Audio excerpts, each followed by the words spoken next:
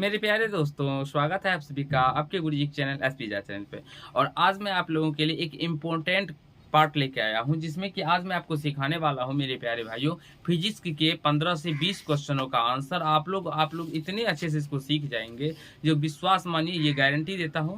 जो आज इस वीडियो को देखने के बाद आप लोग इसको भूलने का भी कोशिश कीजिएगा तो भूल नहीं पाइएगा, क्योंकि मैं इस वीडियो में एक ऐसा ट्रिक सिखाऊंगा आप लोग को, एक ऐसा कंसेप्ट बताऊंगा जिसमें आप लोगों को बिल्कुल ही आसान लगने लगेगा। और सारे क्वेश्चन को भी आप लोग एग्जाम में, और इससे कम से कम मेरे प्यारे भाइयों 5 प्रश्न पूछे जाते हैं इसमें आप लोगों को एग्जाम में। तो आपको सीखना होगा और समझना होगा। जैसे अगर पूछ दिया जाए, जो मेरे प्यारे भाइयों, अवतल दर्पण में किसी वस्तु को अगर फोकस पे रखा जाए तो उसका प्रतिबिंब कहाँ पे बनता है, कैसे बनता है।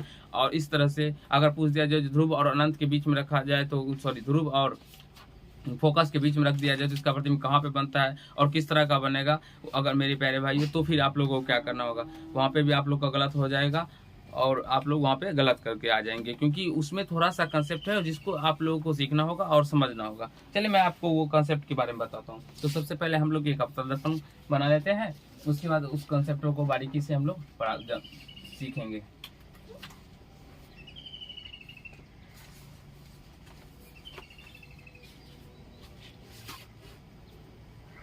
ये मेरे प्यारे भाइयों, ये कौन सा दर्पण है, तो यह एक अवतल दर्पण है। यह कौन सा दर्पण है, अवतल दर्पण है। इधर देखिए बाबू, यह कौन सा दर्पण है, अवतल दर्पण। ये एम हो गया और ये एन हो गया। अवतल दर्पण पूछा जाता है तो वो अवतल दर्पण किसे कहते हैं, तब वो ऐसा दर्पण जिसका परावर्तक सतह अंदर की ओर धंसा हो या चमकीली सतह बाहर की ओर उभरा हो, ऐसे भी कह सकते हैं। वैसा दर्पण जिसका परावर्तक सतह अंदर की ओर धंसा हो, अवतल दर्पण कहलाता है। आप लोग देख सकते हैं, ये जो है ये परावर्तक सतह है और ये कलई भाग है, यानी कि ये रंगा हुआ है। जैसे कोई दर्पण ही हम बात करते हैं, चलिए आपको समतल दर्पण अभी हम दिखाते हैं। तो मेरे प्यारे दोस्तों, आप लोग यहाँ पे एक समतल दर्पण मैंने अपने हाथ में ले रखा है। ये देखिएगा, हम लोग जो अपने घर में यूज करते हैं, यह समतल दर्पण होता है। तो एक भाग इसका देखिए, ये परावर्तक सतह हुआ, जो कि प्रकाश को आएगा तो इसे परावर्तित करेगा। और ये क्या होता है, तो ये कलई भाग होता है, इसका रंगा हुआ होता है, ये परावर्तक सतह नहीं होता है। ठीक है, तो उसी तरह से इस दर्पण में भी एक क्या होता है, परावर्तक सतह होता है, एक कलई वाला भाग होता है जो कि रंगा हुआ होता है। अब यहाँ से हम लोग, आप सभी जानते हैं, ऐसे खींच लेंगे लाइन। और ये मेरे प्यारे दोस्तों, जो मैं आप लोगों को आज सिखाने जा रहा हूँ, ये बहुत ही ज्यादा इंपॉर्टेंट है। इसको आप लोग को कॉपी पे 4 से 5 बार प्रैक्टिस करना है। ये क्या होता है, ये पॉल होता है, यानी कि ध्रुव होता है, आप सभी जानते होंगे। और अवतल दर्पण में आपको मैंने सिखाया भी, आप लोग आशा है वीडियो देखे भी होंगे। नहीं देखे हैं तो प्लेलिस्ट बना हुआ है, आप लोग वहां से देख लीजिएगा। ये ध्रुव हो गया। ये मेरे प्यारे भाइयों, ये फोकस हो गया, यह फोकस होता है। उसके बाद ये अगर बात करते हैं, यहाँ पे हम लोग वक्रता केंद्र को ले लेते हैं, जिसे हम लोग सी से डिनोट करते हैं।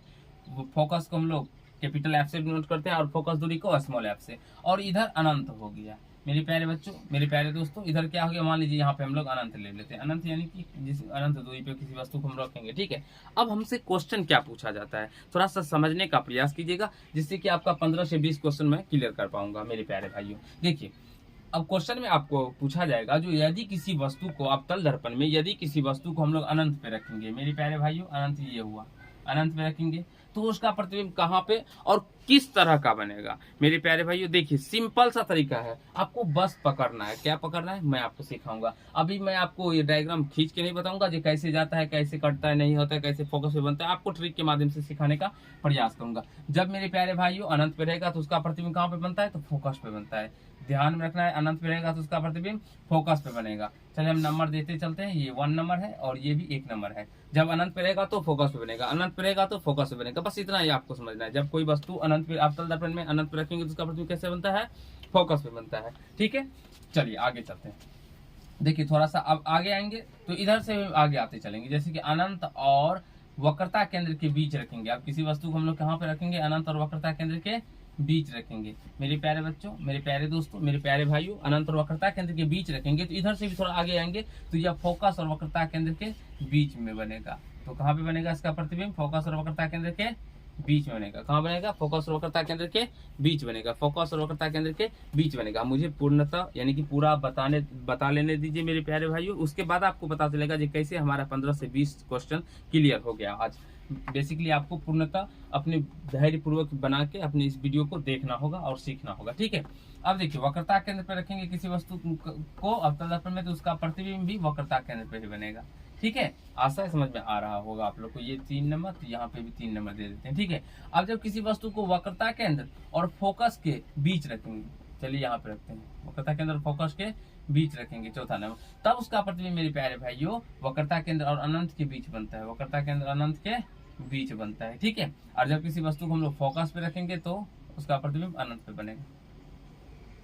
कहाँ पे बनेगा? अनंत पे। इसको 5 नंबर, इसको भी 5 नंबर कर दीजिए।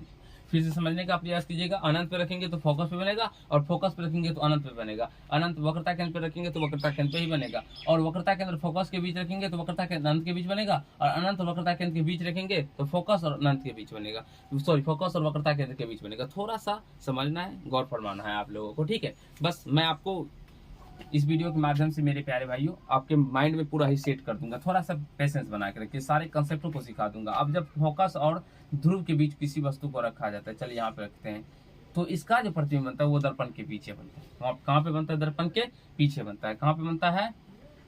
दर्पण के पीछे, दर्पण के पीछे बनता है। आशा है समझ में आ रहा होगा आप लोग को। पीछे से लिखा जाता है बाबू, नहीं ना? ऐसे दिखा देते, ऐसे दर्पण के पीछे बनता है। आप समझने का प्रयास कीजिएगा। ठीक है, देखिए फिर से मैं आपको एक बार समझाता हूँ। जब किसी वस्तु को हम लोग अनंत पे रखेंगे तो कहाँ बनेगा उसका प्रतिबिंब? फोकस पे। कहाँ बनेगा उसका प्रतिबिंब? फोकस पे। जब किसी वस्तु को हम लोग अनंत और वक्रता केंद्र के बीच रखेंगे तो उसका प्रतिबिंब कहाँ बनेगा? यहाँ पे देखिए, ये दूसरा नंबर, यहाँ पे भी ये दूसरा नंबर, फोकस और वक्रता केंद्र के बीच बनेगा। जब हम लोग वक्रता केंद्र पे रखेंगे तो वो कहाँ पे बनेगा? वक्रता केंद्र पे। जब वस्तु को हम लोग वक्रता केंद्र फोकस के बीच रखेंगे तो कहाँ पे बनेगा? वक्रता केंद्र और अनंत के बीच बनेगा। जब किसी वस्तु को हम लोग फोकस पे रखेंगे तो कहाँ पे बनेगा? अनंत पे बनेगा। जब किसी वस्तु को हम लोग फोकस ध्रुव के बीच रखेंगे तो कहाँ बनेगा? दर्पण के पीछे बनेगा। मेरे प्यारे दोस्तों, मेरे प्यारे भाइयों, मेरे प्यारे स्टूडेंट, मेरे प्यारे भाई बहनों, आप लोग यहाँ तक समझ पा रहे होंगे। अब देखिए इसका कैसे कंसेप्ट होता है। ये दोनों जो प्रतिबिंब बनता है ये छोटा होता है, ये क्या होता है? छोटा होता है। ये क्या होता है? बराबर होता है। ये क्या होता है? बराबर होता है। और ये बड़ा होता है। ये क्या होता है? बड़ा होता है। और इधर जितना भी प्रतिबिंब बनेगा ये सारा वास्तविक होता है। अभी मैं आपको सिखाऊंगा अच्छे तरीके से, थोड़ा सा पैसेंस बना के रखिए। वास्तविक होता है, और दर्पण के पीछे जो बनता है वो काल्पनिक प्रतिबिंब बनता है। कैसा बनता है? काल्पनिक, तथा वस्तु से बहुत बड़ा, वस्तु से बहुत बड़ा। थोड़ा सा सीखने का प्रयास कीजिएगा और मुझे टाइम दीजिएगा मेरे प्यारे भाइयों, तो मैं आपको ये 15 क्वेश्चन सिखा दूंगा। देखिए अब कैसे हमको समझना है। अगर पूछ दिया जाए जो किसी वस्तु को अनंत पे रखा जाता है तो उसका प्रतिबिंब कहाँ पे बनता है और किस तरह का बनता है, तो मेरे प्यारे भाइयों, मेरे प्यारे दोस्तों, जब किसी वस्तु को हम लोग अनंत पे रखेंगे तो उसका प्रतिबिंब फोकस पे बनता है। और कैसा बनता है? तो वास्तविक उल्टा। मेरे प्यारे भाइयों, वास्तविक क्या होता है? तो उल्टा होता है। ये राखिए, हमेशा याद रखिएगा, वास्तविक उल्टा होता है, और काल्पनिक सीधा। यहाँ से काल्पनिक दे दीजिएगा, और सीधा, काल्पनिक सीधा वस्तु से बहुत बड़ा, काल्पनिक सीधा वस्तु से बहुत बड़ा। काल्पनिक क्या होता है? उल्टा होता है। और वास्तविक क्या होता है? हमेशा उल्टा होता है मेरे प्यारे भाई। तो वास्तविक उल्टा होता है, काल्पनिक सीधा होता है। ठीक है, वास्तविक उल्टा, काल्पनिक सीधा। जब किसी वस्तु को हम लोग अनंत पे रखेंगे तो उसका प्रतिबिंब कहाँ पे बनेगा?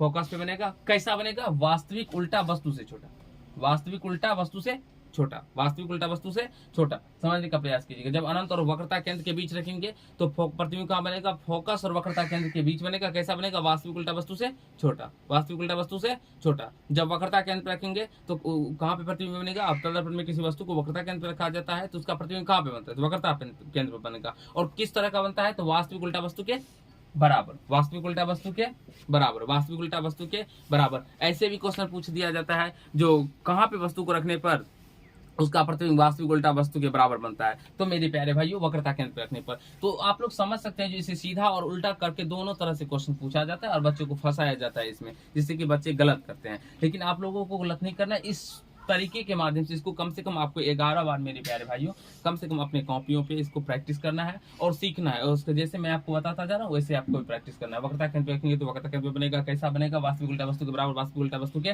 बराबर। अगर आप लोग को वक्रता केंद्र फोकस के बीच में रखेंगे, अब तदर्पण किसी वस्तु को वक्रता केंद्र फोकस के बीच रखा जाता है, यानी कि 4th नंबर पे मेरे प्यारे भाइयों, तो उसका प्रतिबिंब वक्रता केंद्र और अनंत के बीच बनता है। कैसा बनता है? वास्तविक उल्टा वस्तु के वस्तु से बड़ा, वास्तविक उल्टा वस्तु से बड़ा, वास्तविक उल्टा वस्तु से बड़ा। अगर फोकस पे रखेंगे तो कैसा बनेगा, अनंत पे बनेगा। मेरे भाइयों फोकस पे रखेंगे तो अनंत पे बनेगा। कैसा बनेगा, वास्तविक उल्टा वस्तु से बड़ा, वास्तविक उल्टा वस्तु से बड़ा। और अगर फोकस और ध्रुव के बीच रखेंगे, फोकस और ध्रुव के बीच रखेंगे तो दर्पण के पीछे बनेगा। कैसा बनेगा, काल्पनिक सीधा वस्तु से बहुत बड़ा, काल्पनिक सीधा वस्तु से बहुत बड़ा। आई होप मेरे प्यारे भाई जो इतने अभी क्वेश्चन मैंने आपको समझाए ये आपको समझ में आ गया होगा। और ये उल्टा सीधा दोनों तरफ से पूछा जाता है। जैसे अगर हम बात करें तो पूछ दिया जाएगा जो कहाँ पे रखने पर किसी भी वस्तु का प्रतिबिंब वास्तविक उल्टा और वस्तु से बड़ा बनता है, वास्तविक उल्टा या वस्तु से बहुत बड़ा बनता है। तो मेरे प्यारे भाइयों फोकस पे रखेंगे तो उसका प्रतिबिंब जो होगा वो कैसा होगा, वास्तविक उल्टा वस्तु से बहुत बड़ा या बड़ा होगा। आई होप आप सभी सीख पा रहे होंगे, कहीं से कोई दिक्कत समस्या नहीं हो पा रहा होगा। और ये साइंस के एक इंपॉर्टेंट पार्ट है जिसको आप लोगों के लिए सीख लेना आवश्यक है, जो कि चैप्टर 1 में मेरे प्यारे भाइयों अवतल दर्पण,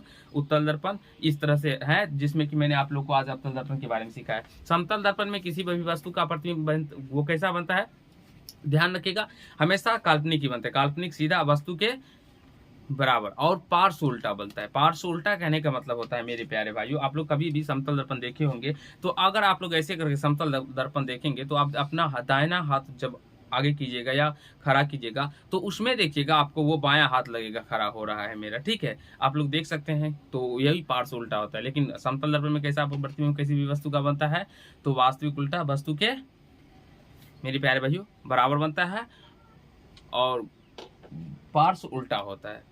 आई होप आप सभी समझ पा रहे होंगे, कहीं से कोई दिक्कत नहीं हो पा रहा होगा। और उत्तल दर्पण में भी सेम कंडीशन होता है जिसमें आपको कहीं से कोई दिक्कत नहीं हो रहा होगा।